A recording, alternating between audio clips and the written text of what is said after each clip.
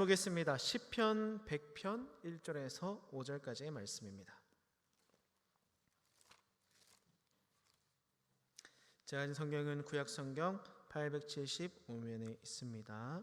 시편 100편 1절부터 5절까지의 말씀, 우리 찾으셨으면 한 목소리로 함께 읽겠습니다. 온 땅이여 여호와께 즐거운 찬송을 부를지어다. 기쁨으로 여호와를 섬기며 노래하면서 그의 앞에 나아갈지어다. 여호와가 우리 하나님이신 줄 너희는 알지어다. 그는 우리를 지으시니요 우리는 그의 것이니 그의 백성이요 그의 기르시는 양이로다.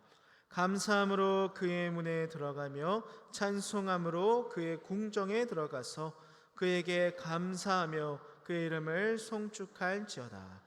여호와는 선하시니 그의 인자하심이 영원하고 그의 성실하심이 대대에 이르리로다. 아멘. 우리 시간 하나님 감사합니다라는 제목으로 은혜를 나눌 텐데요, 우리 옆에 계신 귀한 지체와 이렇게 인사하겠습니다. 감사한 한 해입니다. 인사해 볼까요? 감사합니다. 하나님께 감사합시다. 하나님께 아멘. 오늘은 추수감사주일입니다. 여러분의 기억 속에 남아있는 추수감사절은 어떤 날입니까? 그리고 추수감사절 하면 가장 떠오르는 모습은 무엇입니까? 제가 자라던 모교에서도 늘 이때가 되면 추수감사주일을 지켰는데요, 저희가 오늘 떡과 세제도 받고 점심때는 소고기국도 섬겨주시며 잘 먹은 것처럼 제가 다니던 교회도 이 추수감사주일이 되면 잔치처럼, 명절처럼, 이 동네 잔치처럼 새벽부터 권사님들, 집사님들이 음식을 마련하고 준비하느라 바빴던 모습이 생각이 납니다. 제가 예배드리던 이 유초등부실 바로 옆에 식당이 붙어 있었는데요, 안 그래도 개구쟁이에 장난치기 좋아하는 애가 바로 옆 식당에서 음식 준비하는 소리 들리고 맛있는 냄새가 막 나고 소리가 들리고 시끌벅적한데 주일학교 예배 집중할 수 있었을까요? 몸은 예배실에 앉아있지만 눈은 앞에 계신 우리 설교자를 보고 있지만 이 저의 모든 혼과 시선은 이 식당에 쏠려 있던 것 같습니다. 게다가 그런 주일은 원래는 이 주일학교 예배가 끝나고 작년 예배가 시작될 때 이 친구들이랑 학교 놀이터 놀러 갔습니다. 그 들이나 지금 이때면 한창 메뚜기 잡으러 다니고 이렇게 했었는데, 이날은 메뚜기 잡으러도 가지 않았어요. 그래서 이 작년 예배 때 부모님 옆에 앉아서 예배를 드렸습니다. 왜입니까? 신앙이 좋아서가 아니라 온 신경이 제 이 모든 이 신경이 이 맛있는 음식에 쏠려 있었기 때문이죠. 그렇게 예배를 드리고 맛있는 이 음식을 먹었던 기억이 납니다. 그리고 그런 날은 오후 예배는 구역별 또는 이 가정별 찬양 대회가 열렸었습니다. 구역별로 찬양을 준비하고 율동을 하기도 하고 또 악기로 찬양하면서 하나님을 찬양하고 또 열심히 하면 뭐가 있죠? 이 흰색 전지로 포장된 커다란 이 상자가 이 상으로 준비되고 믿음상, 소망상, 사랑상 이런 상들이 있었던 걸로 기억하는데, 그 상자를 열면 꼭 뭐가 있을까요? 이 주방용품이 있어서 실망했던 기억이 제 아직도 이 과자가 아니라 주방용품이더라고요. 그래서 고무장갑도 수세미도 국자도 나눴던 기억이 이 설교를 준비하면서 생각이 났습니다. 너무 감사한 기억들이죠. 그런데 이렇게 예전에 이 추수감사주일을 보내던 저를 생각할 때 문득 이런 생각이 들었습니다. 나는 추수감사절을 보내면서 참 당연한 것에 감사하고 있었구나. 눈에 보이는 것에만 감사했었구나.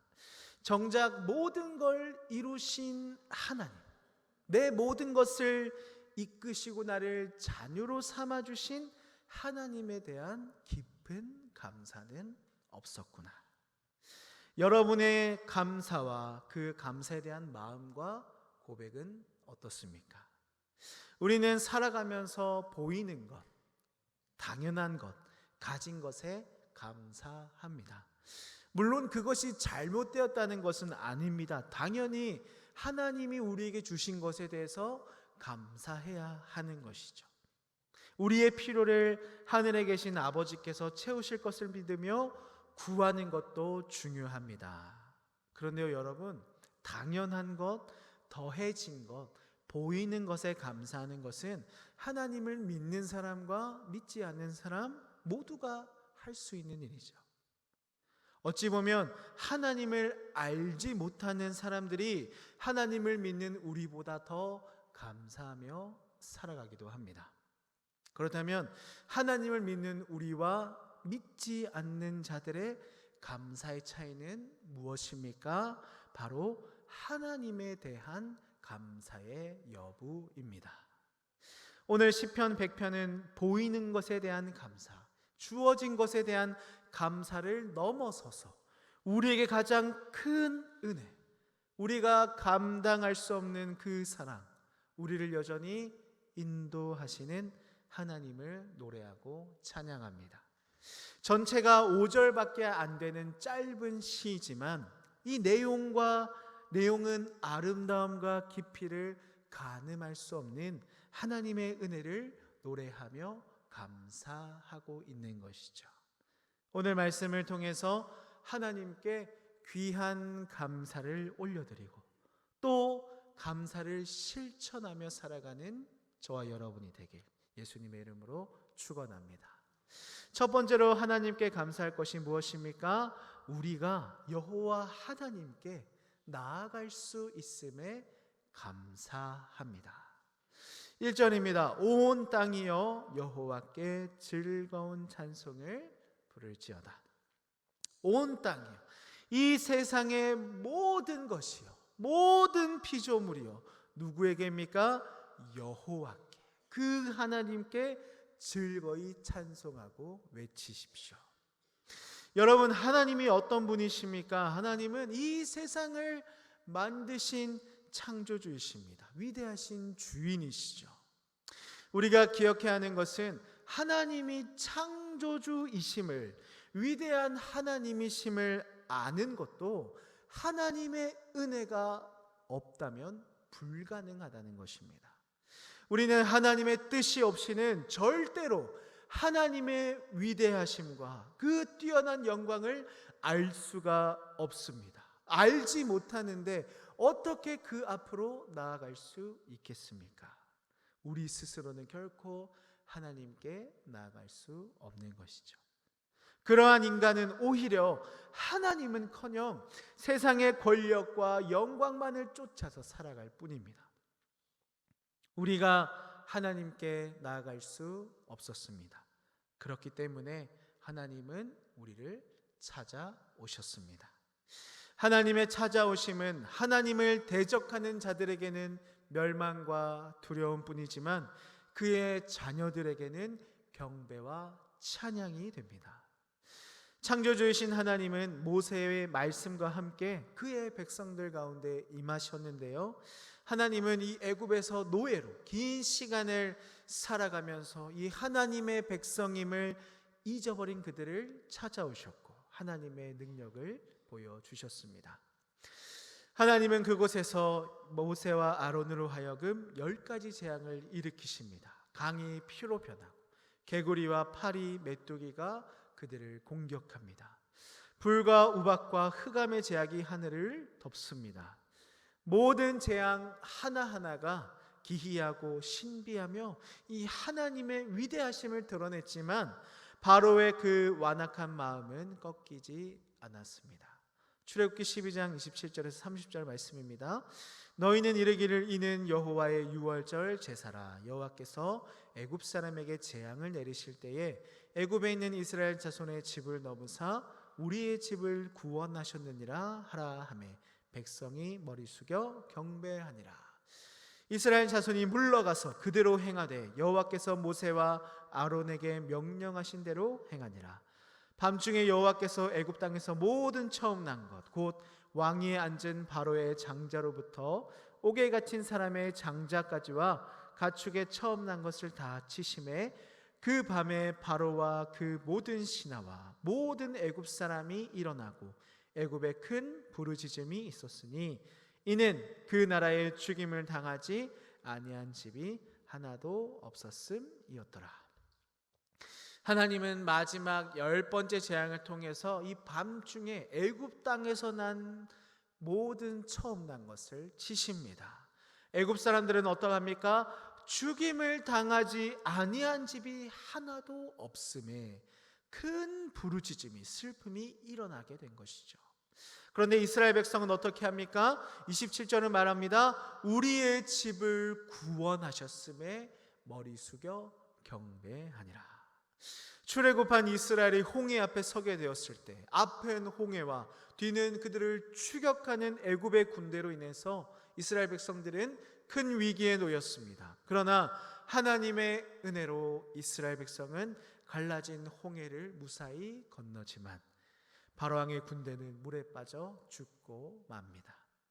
애굽의 군대는 수장되어 죽음을 맞이하지만 구원받은 이스라엘 백성들은 기뻐하며 하나님께 찬송으로 나아갑니다. 모세는 이렇게 하나님이 주신 말씀으로 그들을 섬깁니다. 반석을 쳐서 물을 나게 하고 하늘에서 만나를 공급받았습니다.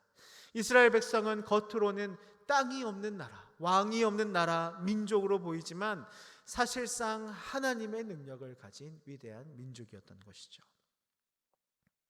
그런데 하나님은 여기서 그치지 않고 우리가 눈으로 볼 수 있도록 이 세상에 사람의 몸으로 태어나셨습니다. 인간은 하나님 앞에서 정말 아무것도 아닌 존재입니다. 그런데 하나님은 그런 인간을 사랑하셔서, 그런 죄인을 사랑하셔서 말씀으로 찾아오시고 더 나아가 낮은 자의 모습으로 직접 사람의 몸으로 이 땅에 오신 것이죠. 이러한 하나님의 은혜로, 하나님의 찾아오심으로, 예수 그리스도의 성육신으로 우리가 어떤 은혜를 누리게 되었습니까? 2절 말씀입니다. 기쁨으로 여호와를 섬기며 노래하면서 그의 앞에 나아갈지어다. 우리를 찾아오신 하나님, 우리 가운데 말씀으로 거하시는 하나님, 사람의 몸으로 이 땅에 오신 이 하나님의 찾아오심으로 인해 우리는 그 앞으로 나아갈 수 있는 것이죠. 죄인인 우리는 결코 다른 것으로 하나님 앞에 나아갈 수 없습니다. 아멘이십니까? 그렇기에 하나님께서 우리를 찾아오신 것이죠. 그런데 이제 우리는 하나님 앞에 나아갈 수 있습니다. 왜입니까? 주님이 우리의 모든 죄를 대속하여 주시고 우리를 자녀로 삼아 주셨기 때문이죠. 우리를 찾아오신 하나님의 은혜로 지금 이곳에서 하나님을 예배하는 줄 믿습니다. 그런 귀한 은혜를 누리는 것이 바로 우리의 감사 제목입니다. 두 번째로 감사할 것은 하나님께서 우리를 지으시고 지켜주심에 감사하는 것인데요. 3절 말씀입니다. 여호와가 우리 하나님이신 줄 너희는 알지어다. 그는 우리를 지으시니요 우리는 그의 것이니 그의 백성이요 그의 기르시는 양이로다. 하나님은 온 우주를 만드신 분이십니다. 우리는 그 넓은 우주에 비하면 너무나 작은 존재죠. 예전에 아이들과 이 태양계를 배우면서 이 아주 작은 행성부터 큰 은하까지 이 크기를 비교해주는 영상을 본 적이 있는데요. 처음에는 지구가 좀 큽니다. 그런데 점점 탁구공만하게, 구슬만하게, 나중에는 먼지만큼, 그리고 아주 작은 점으로 보이지 않을 정도로 지구가 작아집니다. 그러나 우리에겐 어떻습니까? 이 지구는 너무나 크고 위대한 자연입니다. 우리가 살아가는 세계입니다. 그 속에 살아가는 것이 우리의 삶입니다. 그렇게 피조물에 불과한 우리가, 그렇게 작고 연약한 존재인 우리가 온 우주를 만드신 그분을 어떻게 만날 수 있겠습니까? 말이 안 되는 것이죠. 하나님은 해와 달, 수많은 별을 만드시고 짐승과 새 모든 생명을 만드셨습니다. 우리에게 생명을 주신 분, 그분의 형상대로 우리를 창조하신 분이 하나님이신데 우리가 그런 분을 만난다는 것이 얼마나 놀라운 일입니까? 그러나 성경은 말합니다. 우리는 그 영광된 하나님이 우리를 찾아오셔서 만나게 되었고 그 하나님이 우리를 지으시고 지켜주신다. 시편 기자는 그는 우리를 지으신 이요라고 고백을 하는데요. 하나님은 우리를 두 가지의 의미로 지으셨습니다. 하나는 앞서 나눈 것처럼 우리를 창조하시고 태어나게 하신 것이죠. 하나님은 우리 코에 호흡을 주셨고 피가 돌게 하시고 우리가 살게 하시고 인생을 살도록 허락하셨습니다. 그러나 우리는 죄로 인해 하나님과 나 자신의 완전한 모습을 찾지 못하게 됩니다. 그래서 하나님은 다른 의미로 우리를 다시 지으신 것이죠. 죄 속에서 영원한 죽음을 맞이할 우리를 다시 살리셨습니다. 하나님은 우리의 죄를 용서하시기 위해서 예수 그리스도를 이 땅에 육신의 몸으로 보내셨고 죽게 하셨습니다. 예수님의 피와 성령으로 우리를 새롭게 다시 태어나게 하셨다는 것을 우리를 지으신 이요라는 고백으로 선포하고 있는 것이죠. 우리는 그의 것, 그의 백성, 그리고 그의 기르시는 양이로다. 하나님이 우리를 지으셨고 우리는 하나님의 것인데 왜 갑자기 우리에게 양이라고 하는 것일까요? 양을 키우자는 우리 문화에서는 사실 이해하기 어려운 표현이지만 이스라엘 백성에게 양은 가장 중요한 재산이었습니다. 살아있는 보물이었다고 합니다. 그러나 양은 힘이 없습니다. 자기를 지킬 수 없는 존재인 것이죠. 맹수가 덤벼들면 죽어야 하고 강도에게 잡혀가면 도살당할 수밖에 없습니다. 그래서 양에게는 무엇이 필요합니까? 목자가 필요한 것이죠. 유능한 목자는 절대로 이 양이 그냥 죽도록 내버려 두지 않습니다. 유능한 목자는 이 양이 결코 도살장으로 쉽게 끌려가도록 허락하지 않습니다. 이 유능한 목자가 누구입니까? 하나님이시죠. 우리 시편 23편 1절 4절 우리 같이 한번 읽어볼까요? 여호와는 나의 목자시니 내게 부족함이 없으리로다. 그가 나를 푸른 풀밭에 누이시며 쉴 만한 물가로 인도하시는도다.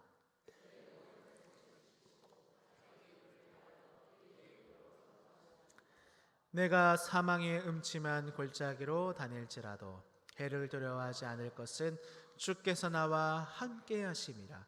주의 지팡이와 막대기가 나를 안위하시나이다. 아멘. 우리를 지으시고 지키시는 하나님, 우리를 죄 가운데서 영원한 생명을 누리는 자로 죽음의 길에서 영생의 길로 인도하신 그 하나님이 우리와 함께 하십니다.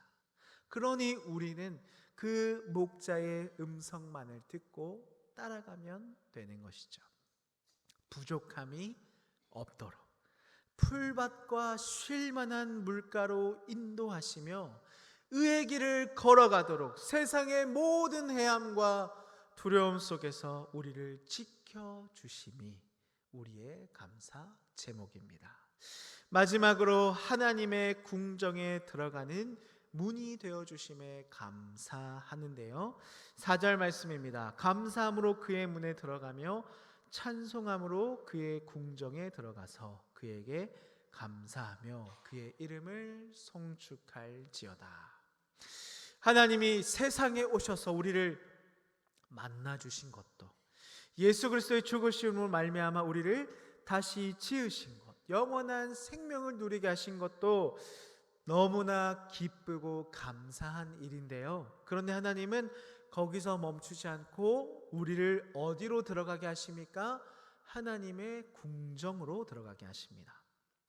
궁정을 말하는 하차르라는 히브리어는 이 안뜰을 의미합니다. 다음으로 둘러싼 안이라는 뜻을 가지고 있는데요. 이 뜰에 대한 대부분의 말씀들은 거룩한 건물이나 왕의 건물과 연관이 되어 있습니다. 에스더 4장 11절인데요. 왕의 신하들과 왕의 각 지방 백성이 다 알거니와 남녀를 막론하고 부름을 받지 아니하고 안뜰에 들어가서 왕에게 나가면 오직 죽이는 법이요 왕이 그자에게 금규를 내밀어야 살 것이라. 이제 내가 부름을 입어 왕에게 나가지 못한 지가 이미 30일이라 하라 하니라. 안뜰, 이 왕의 궁정은 오직 왕의 허락을 받은 자만이 들어갈 수 있는 곳입니다. 허락 없이 들어가면 어떻게 됩니까? 그것은 자신을 오직 죽이는 법이라고 성경은 말합니다. 즉 살아날 방법이 없다는 것이죠. 왕의 은혜를 입지 못하면 들어가지도 못하고 들어가면 죽어야만 하는 곳이 바로 안뜰 궁정입니다.